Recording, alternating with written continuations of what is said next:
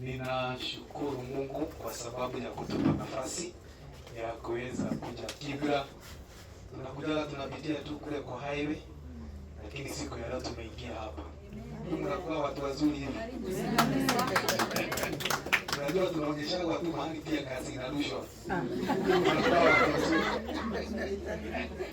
Tunaonyesha watu kwa TV mahali pia kazi inarushwa sijui hivi. Ni watu wazuri hivi.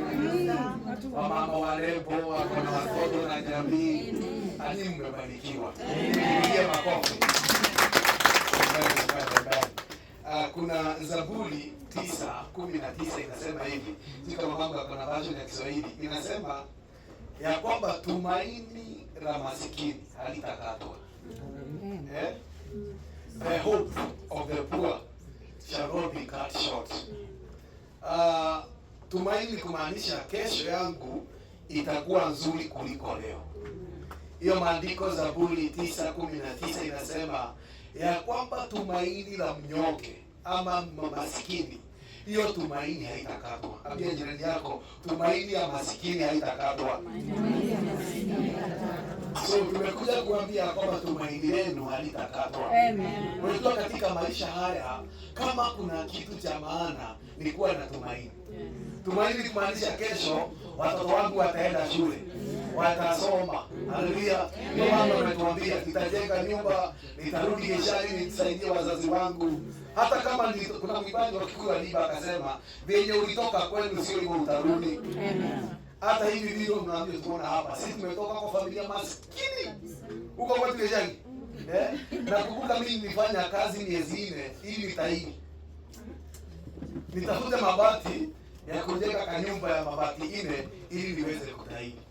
So tunawaambia kwa sababu hata na mimi na my wife mahali tumetoka mahali mbali sana. Lakini huyo Mungu ambaye ako na mpango mwema juu ya maisha yetu ndiye ametusaidia umbali huu. Na kama ametusaidia ndio tumekuja kuambia huyo Mungu anaweza kuwasaidia tena katika jina la Yesu Kristo. Amen. Nataka niwaambie maneno yalisemwa na Paulo ya kwamba ingawa mimi niko gerezani, moyo wangu haujafungwa. Ingawa mimi niko Kibera, moyo wangu haujafungwa. Hakuna mtu hawezi toka kwa umasikini. Hakuna mtu hawezi kutoka kwa shida. Unajua Sonko? Ni watu wanajua Sonko.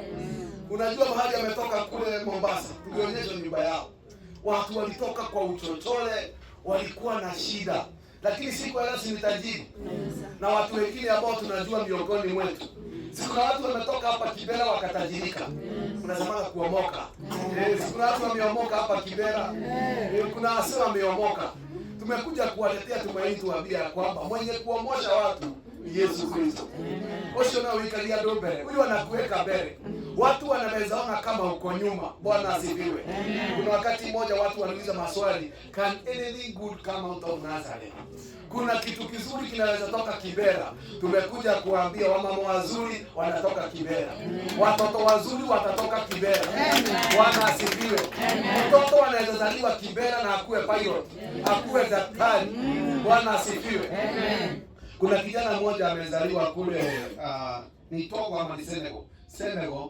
Huyo kijana alianza kucheza mpira. Sima vijana wanaenda kucheza kwa ni Kabokoji. Wanaenda kucheza mpira hapo. Huyo kijana akaenda anaitwa Sadio Man.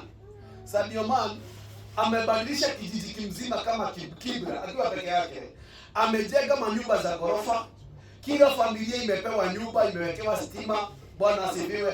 Kumewekwa stima, kumewekwa rami. Yaani kijiji sasa inaweza kuangalia hata kwa YouTube. Amebadilisha kijiji yote mzima mtoto mmoja. Bwana asifiwe. Tumekuja kuambia kwamba mtoto mmoja anaweza inuka hapa. Haleluya. Na akuwe msaada mkubwa miongoni mwenu. Unajua Mungu akitaka kuwasaidia, hataki mtu wa nje. Anainuaga mtu miongoni mwenu. Mungu aliinua Musa miongoni mwa wana wa Israeli. God will raise a deliverer in your midst. Mungu anaweza inua mtoto wenu mmoja. Haleluya. Aende akacheza mpira Arsenal ama Man U. Man U mko hapa. Watu wa Arsenal mko hapa. Arsenal Man U. Unasikia watu wa Man U hapa. Mtoto wako anaweza kuwa Man U. awe ndiye Ronaldo hapa Kenya. Ukuja kama mtoto mmoja amebadilisha hii kijiji yote. Ameweka stima, ameweka rami, amejenga mashule. Kwa sababu gani? Hakuna mtu alizaliwa masikini akiwa na DNA ya umasikini. Amen. Bwana asifiwe. Nani ako na DNA ya umasikini? Na damu yako ikikatwa itatoa DNA umasikini. Hakuna mtu alizaliwa na DNA ya umasikini. Ni kujipata ulijipata. Haleluya. Maandiko inasema kwamba mahali ulipojipata, kile ambacho unapaswa kufanya ni kujikunyata mavumbi. Sema kujikunyata. You shake off the dust.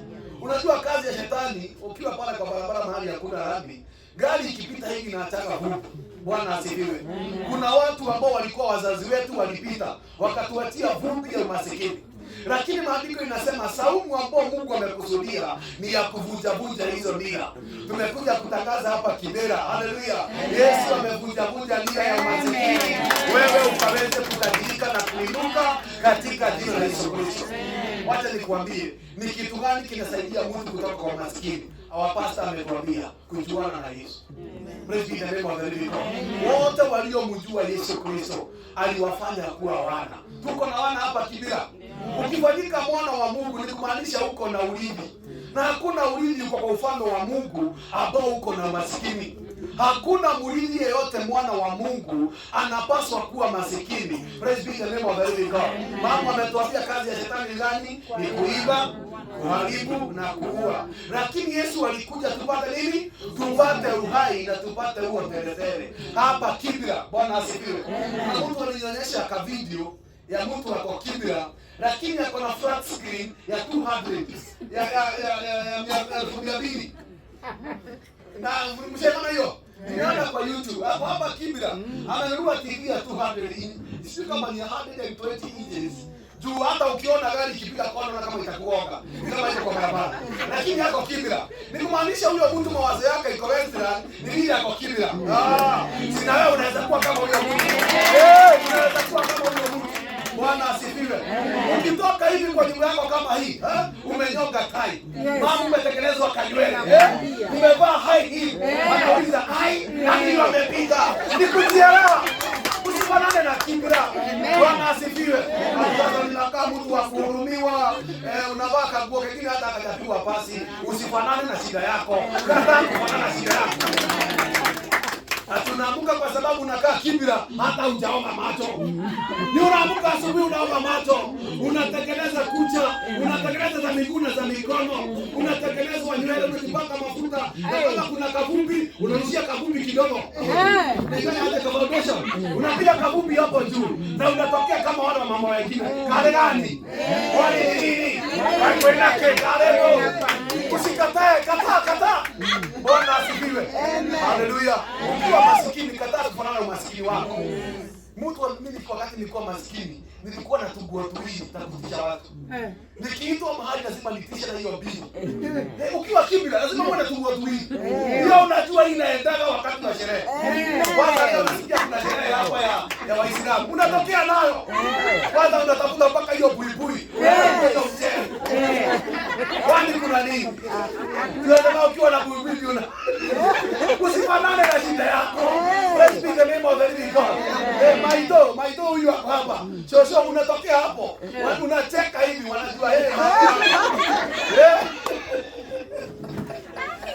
na unafurahia wokovu. Unafurahia maisha yako. Let's be the name of the living God. Unaweza kuwa uko Kibera lakini mawazo yako haiko Kibera. Bwana asifiwe. Nani mawazo yake iko Nairobi? Nani mawazo yake iko United States of America? Bwana asifiwe. So hata kama uko hapa Kibera, unajua kitu moja, ukitaka kubadilisha maisha ya mtu, haubadilishi nguo, unambadilisha mawazo. The Bible says as a man decay in his heart, that's who he is. Ukifikiria wewe ni tajiri, utakuwa ukitoka kwa nyumba kama tajiri. Bwana asifiwe. Utakuwa ukipika chakula yako kama tajiri, si kupika machakula. Unaweka kitunguu vizuri, unakata vizuri, nyanya vizuri. Haleluya. Na nyanya zinapelekana vizuri na kitunguu. Sika kitunguu nusu na nyanya moja kwota. Hapana, hata mapishi yako unapika kama tajiri. Bwana asifiwe. Na nyama hata kama nikakuota, kananukia mpaka jirani anakuja kukusalimia. Mimi kuna wakati moja, jirani anakuja kunisalimia. Tukitukuna ngoje ikue black. Anasema, "Mbona kiorarua? Mbona unafanya nini unakuja kunisalimia?" Nikuemenya, nikujitabua, praise the Lord. Hata kama unapika mayai inaiva kama nyama. Haleluya. Kikaaba ni boso, maharage. Ukitengeneza maharage unaipika, unaweka mpaka inaitwa kadania. Unaweka mpaka kadania.